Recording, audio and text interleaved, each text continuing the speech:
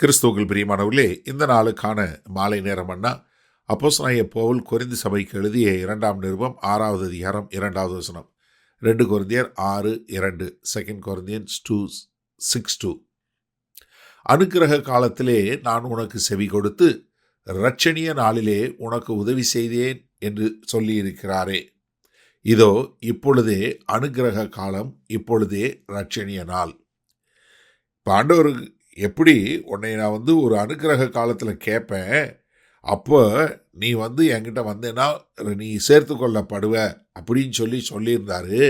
அந்த காலகட்டம் இதுதான் சொல்லி ஏசாயா தீர்க்கதரிசியினுடைய புஸ்தகத்தில் சொல்லப்பட்ட வார்த்தையை சொல்லி இங்கே அப்போஸ்தலனாகிய பவுல் இது அந்த காலம், இந்த காலத்துக்குள்ளே நீங்கள் கர்த்தர்ட்ட வந்துருங்க. ஏசாயா 49வது அதிகாரம் 8வது வசனத்தில் பார்த்தீங்கன்னா, பின்னும் கர்த்தர் அனுக்கிரக காலத்திலே நான் உமக்கு செவி கொடுத்து இரட்சணிய நாளிலே உமக்கு உதவி செய்தேன். நீ பூமியை சீர்படுத்தி பாழாய் கிடக்கிற இடங்களை சுத்தரிக்க பண்ணவும், கட்டுண்டவர்களை நோக்கி புறப்பட்டு போங்கள் என்றும், இருளிலே ராக்காலங்களில் இருக்கிற நோக்கி சேவைப்படுங்கள் என்று சொல்லவும். அது பூரா எப்படி கர்த்தர் சொல்லுவார் அப்படிங்கிறத சொல்லினார். அதே மாதிரி தான் ஏசாயா 55வது அதிகாரம் 6வது வசனம் சொல்லும்போது, கர்த்தரை கண்டடையத்தக்க சமயத்தில் அவரை தேடுங்கள், அவர் சமீபமாய் இருக்கையில் அவரை நோக்கி கூப்பிடுங்கள். காரணம் என்ன? இப்போ ஒரு காலம், இந்த காலகட்டத்தில் என்ன, கர்த்தரிடம் சேர்ந்து கொள்ளுங்கள் நாங்கள் சொல்கிறோம். இந்த சத்தத்தை கேட்டு இது சேரக்கூடிய ஒரு காலகட்டம். இந்த காலகட்டத்தை விட்டுறாதீங்க. ஏன்னா நீதிமொழிகள் 1வது அதிகாரம் 20லேருந்து பார்த்தீங்கன்னா, ஞானமானது வெளியிலே நின்று கூப்பிடுகிறது, வீதிகளில் சத்தமிடுகிறது. அது சந்தடியுள்ள தெருக்களின் சந்தியிலும் ஒளிமுக வாசலில் என்று கூப்பிட்டு பட்டணத்தில் தன் வார்த்தைகளை வசனித்து சொல்லுகிறது.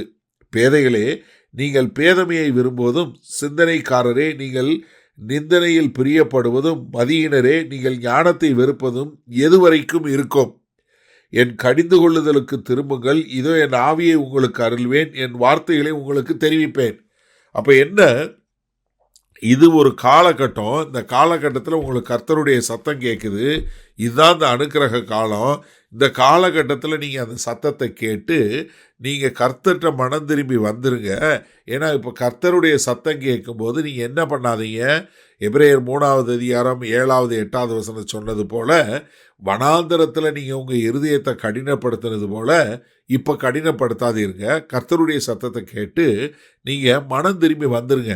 ஏன்னா இனி ஒரு காலம் வரும், அப்போ உங்களுக்கு அந்த சந்தர்ப்பம் இல்லாமல் போயிடும். இதுதான் அந்த ரட்சிப்பினுடைய காலம். கர்த்தராகிய இயேசு கிறிஸ்து யோவான் 9வது அதிகாரத்தில் ஒரு பிறவி குருடனை குணப்படுத்தும் போது அவர் சொல்லுகிற காரியம் 4வது வசனம், பகற்காலம் இருக்க மட்டும் நான் என்னை அனுப்பினருடைய கிரியைகளை செய்ய வேண்டும், ஒருவனும் கிரியை செய்யக்கூடாத ராக்காலம் வருகிறது. எப்படி? ஒருத்தரும் வேலை செய்ய முடியாத ராக்காலம் வருகிறது. இப்போ இதுதான் அந்த அனுக்கிரக காலம், இதுதான் அந்த இரட்சணிய நாள், இதுதான் உங்களுடைய ரட்சிப்புக்கு ஏற்ற காலம். அதனால் இந்த காலகட்டத்தில் நீங்கள் ஏற்றுக்கொள்ளுங்கள் என்று சொல்லக்கூடிய ஒரு காரியத்தை அப்போஸ்தலனாகிய பவுல் கொரிந்து சபைக்கு சொல்கிறார். சரி, இந்த நாளில் இந்த வசனத்தை நம்ம எப்படி எடுத்துக்கொள்வது? இந்த செய்தியை கேட்டுக்கொண்டு இருக்கிற எனக்கு அருமையான சகோதரனே, சகோதரியே, நீங்களும் நானும் ரட்சிக்கப்படுவதற்கு இதுதான் சரியான நாள். இன்னும் எவ்வளவு காலம் இந்த கதவுகள் திறந்திருக்கும் தெரியல. ஏன்னா கர்த்தராகிய இயேசு கிறிஸ்து எப்போ வருவார்னு தெரியாது. ஏன்னா அவர் வருகைக்கு முன்பாக நீங்கள் அவரை ஏற்றுக்கொள்ளக்கூடிய ஒரு காலகட்டத்தில் இருந்தீங்கன்னா, அவர் வரும்போது நீங்கள் சந்தோஷமாக அவரோட கூட இருப்பீங்க. அப்படி இல்லையா, ஒரு உபத்திரவ காலம், ஒரு ஒரு அழிவின் காலத்தை நீங்கள் பார்க்க வேண்டியிருக்கும். ஒரு நியாய தீர்ப்பின் காலகட்டத்தில் போக வேண்டியிருக்கும். ஆனால் கர்த்தராகிய இயேசு கிறிஸ்துவை ஏற்றுக்கொண்ட எல்லாரும் ஆக்கினை தீர்ப்பிலிருந்து மீட்டு கொள்ளப்பட்டவர்களாய், ரட்சிக்கப்பட்டவங்களாய் இருப்பாங்க. அதுக்கு காலம் இதுதான் சரியான காலம். ஏன்னா நிறைய பேர் நினைப்பாங்க, நான் இன்னும் கொஞ்சம் பாவம் பண்ணிக்கிறேன், நான் கடைசியில் உள்ளுக்குள்ளே வந்துடுறேன் அப்படின்னு சொல்லக்கூடியதா இல்லை.